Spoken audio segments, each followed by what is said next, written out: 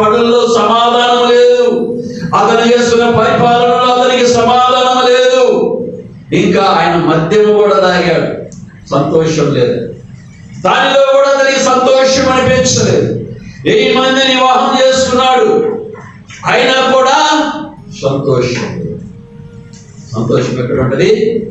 దేవునితో సహవాసము చేసి ఆ యొక్క కట్టడల ప్రకారం నడుచుకున్న వాడికే సంతోషం దొరికింది. దానియేలుని గమనించినట్లయితే దానియేలు గ్రంథంలో దానియేలు, షడ్రకు, మెషకు, అబేద్గనోలను గురించి మనం ఒకసారి పరిశోధన చేసినట్లయితే ఆ దానియేలు, షడ్రకు, మెషకు ఈ ముగ్గురు కూడా చక్కగా దేవునిలో జీవిస్తున్నటువంటి వారు. దానియేలు గ్రంథంలో చూద్దాం, 6వ అధ్యాయములు